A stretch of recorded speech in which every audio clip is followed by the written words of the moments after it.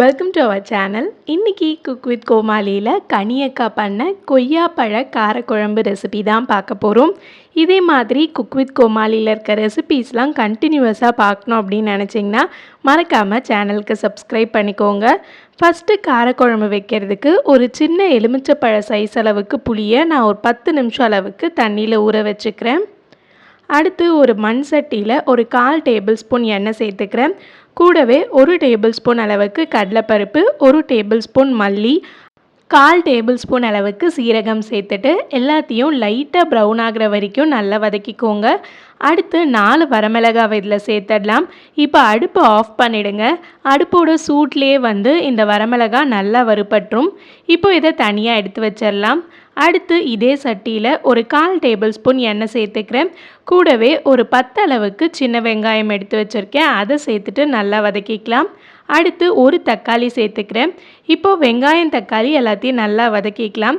ஜென்ரலாக நம்ம காரக்குழம்பு வைக்கும்போது இந்த மாதிரி வெங்காயம் தக்காளியை அரைச்சி சேர்க்க மாட்டோம். பட் ஒரு டைம் ட்ரை பண்ணி பாருங்கள். உங்களுக்கு அப்படியே அந்த ஹோட்டலில் வைக்கிற காரக்குழம்பு மாதிரியே இருக்கும். அண்ட் குழம்புமே நல்லா திக்காக உங்களுக்கு கிடைக்கும். ஸோ இப்போ இந்த வெங்காயம் தக்காளி எல்லாமே நல்லா வதங்கினதுக்கப்புறம் ஒரு 3 டேபிள் ஸ்பூன் அளவுக்கு தேங்காவை சின்ன சின்னதாக கட் பண்ணி சேர்த்துக்கோங்க. இப்போ தேங்காவும் நல்லா வதங்கிடுச்சு. இப்போ இதை ஆல்ரெடி நம்ம வறுத்து வச்சுருந்த மிளகாய் மற்றதோடு சேர்த்து கொஞ்சமாக தண்ணி விட்டு அரைச்சிக்கோங்க. அடுத்து மண் சட்டியில் ஒரு 2 டேபிள் ஸ்பூன் எண்ணெய் சேர்த்துட்டு கொய்யா பழத்தை கொஞ்சம் பெரிய பெரிய பீஸாக கட் பண்ணி வச்சுருக்கேன். இந்த கொய்யா பழத்தை இந்த எண்ணெயில் சேர்த்துடலாம். லைட்டாக ஒரு 1 நிமிஷம் அளவுக்கு கொய்யாப்பழம் இந்த எண்ணெயில் நல்லா வறுபட்டதுக்கப்புறம் எல்லாத்தையுமே தனியாக எடுத்து ஒரு பிளேட்டில் வச்சுக்கோங்க. அடுத்து இதே மண் சட்டியில் ஒரு 3 டேபிள் ஸ்பூன் அளவுக்கு நல்லெண்ணெய் சேர்த்துக்கிறேன். நல்லெண்ணெய் சேர்த்தா தான் காரக்குழம்புக்கு ஒரு தனி டேஸ்ட் கிடைக்கும். இப்போ இதில் கொஞ்சமாக கடுகு சேர்த்துக்கோங்க. கூடவே வடகம் இருந்துச்சுன்னா அதுவும் சேர்த்துக்கலாம்.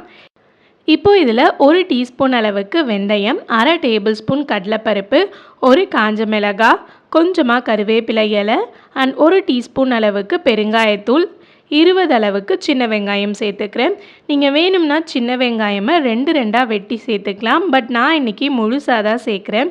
இப்போ இந்த வெங்காயம் எல்லாமே எண்ணெயில் நல்லா வதக்கணும். ஒரு 2லேருந்து 3 நிமிஷம் வதங்கினதுக்கப்புறம் 2 தக்காளி சேர்த்துக்கோங்க. காரக்குழம்புல பார்த்திங்கன்னா தக்காளியோட அளவு தான் அதிகமாக இருக்கணும்.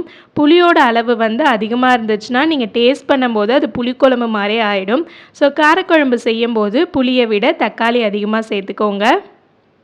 இப்போ இதில் ஒரு 15 அளவுக்கு பூண்டு உரித்து வச்சுருக்கேன். அதை சேர்த்துக்கலாம். இப்போ நம்ம தக்காளி பூண்டு எல்லாத்தையும் நல்லா வதக்கிக்கோங்க.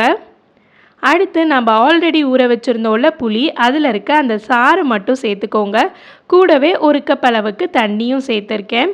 இப்போ இதில் ஒரு 1/4 டேபிள் ஸ்பூன் அளவுக்கு மஞ்சள் தூள், இதுக்கு தேவையான அளவுக்கு கல்லுப்பு சேர்த்துக்கிறேன்.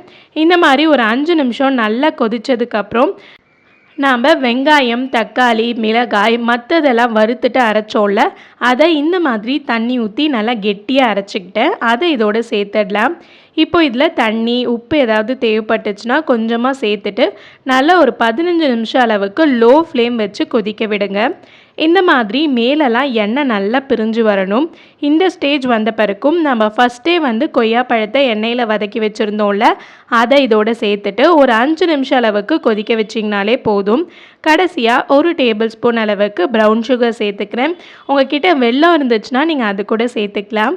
அவ்வளோதான். ஒரு 2 நிமிஷத்தில் அடுப்பை ஆஃப் பண்ணிவிடுங்க. நம்மளோட சூப்பரான கொய்யா பழ காரக்குழம்பு ரெடி ஆகிடுச்சு. நல்லா சுட சுட சாதம் வச்சு சாப்பிட்டிங்கன்னா செம்ம டேஸ்ட்டாக இருக்கும். கொய்யாப்பழம் லைட்டாக இனிப்பாக இருக்கும். அண்ட் காரசாரமான இந்த காரக்குழம்பை கண்டிப்பாக ட்ரை பண்ணுங்கள். நெக்ஸ்ட் ஒரு சூப்பரான வீடியோவில் மீட் பண்ணலாம். பாய் பாய்.